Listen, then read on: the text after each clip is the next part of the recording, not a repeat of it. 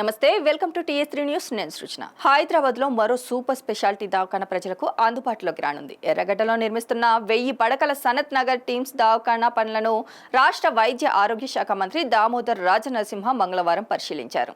దవాఖానాలో pending లో ఉన్న పనులను వేగంగా పూర్తి చేసి జూన్ నెలలోనే ప్రారంభించేందుకు ప్రభుత్వం ఏర్పాట్లు చేస్తున్నట్లు మంత్రి వెల్లడించారు. ప్రస్తుతం టీమ్స్ దవాఖానాల్లో ట్రయల్ రన్ కొనసాగుతోంది. అన్ని విభాగాలు సిద్ధం చేసే దిశగా అధికారులు పనిచేస్తున్నారని తెలిపారు.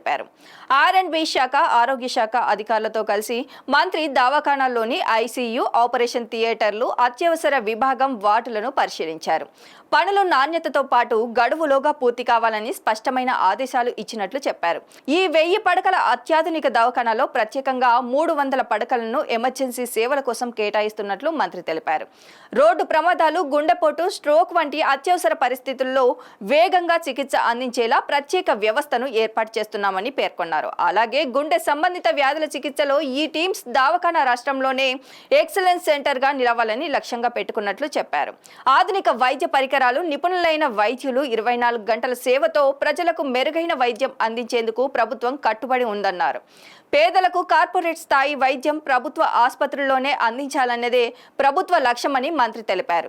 హైదరాబాద్తో పాటు రాష్ట్ర వ్యాప్తంగా వైద్య రంగాన్ని మరింత బలోపేతం చేయడానికి ప్రభుత్వం భారీగా పెట్టుబడి పెడుతుందన్నారు. టీమ్స్ దవాఖానా ప్రారంభమైతే హైదరాబాద్ పశ్చిమ ప్రాంత ప్రజలకు అత్యాధునిక వైద్య సేవలు మరింత చేరువ కానున్నాయి.